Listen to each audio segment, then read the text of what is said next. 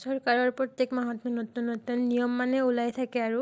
কেইদিনমান আগতে লগা হৈছিল মানে ৰেচন কাৰ্ড থকাবিলাকৰ গোটেই আধাৰ কাৰ্ডবিলাক আৰু এটা নতুনকৈ নিয়ম ওলাইছে সিহঁতে এইবাৰ লগা হৈছে গোটেই ফেমিলিটোৰ মানে যিমান মানুহ আছে ফেমিলিটোত সেইকেইজনৰ গোটেই ফিংগাৰ প্ৰিণ্ট লাগিব সেইকাৰণে আধাৰ কাৰ্ড আৰু লাগিব লগতে আৰু ফিংগাৰ প্ৰিণ্ট লাগিব সেইকাৰণে আজি দিব আহিলোঁ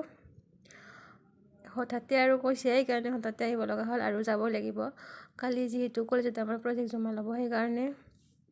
ইফালে মই দি আছোঁ ফিংগাৰ প্ৰিণ্ট মোৰ এবাৰতে হৈছে কিন্তু ধুনীয়া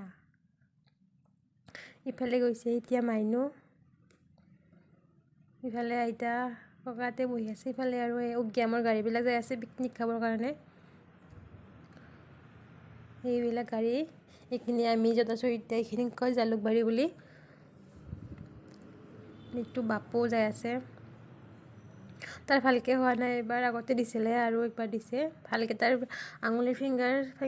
হেৰিটো অহা নাই আৰু ভালকৈ দিব নাজানে নেকি সেইকাৰণে অহা নাই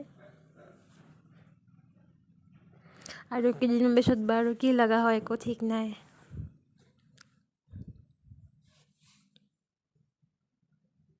সকলোৰে লাগিব চাগে যাৰ যাৰ আৰু ৰেচন কাৰ্ড আছে সকলোৰে লাগিব এনেকুৱা আপোনালোকৰ ফালে চাগে নহ'ব পাৰে কিছুমান ঠাইত সোনকালে হয় আমাৰ ফালে সোনকালে হৈছে আমাৰ গোটেইকেইটাই ধুনীয়াকৈ হৈ গ'ল ইফালে মাইনু মা আৰু ভিনিদেউ যাই আছে ঘৰত আমি ইফালে পাপা মই দেউতা যাম এই বুঢ়া গাড়ীখন যাম আমি যি কামত আহিছিলোঁ সেই কামখিনি গোটেই কমপ্লিটলি শেষ হৈ গ'ল ধুনীয়াকৈ বেছি মানুহ নাছিল সেইকাৰণে সোনকালে শেষ হৈ গ'ল আৰু ইফালে চাওক আমাৰ গাঁৱৰ ৰাস্তা কেনেকুৱা পাহাৰৰ মাজে মাজে এনেকুৱা আহিব লাগে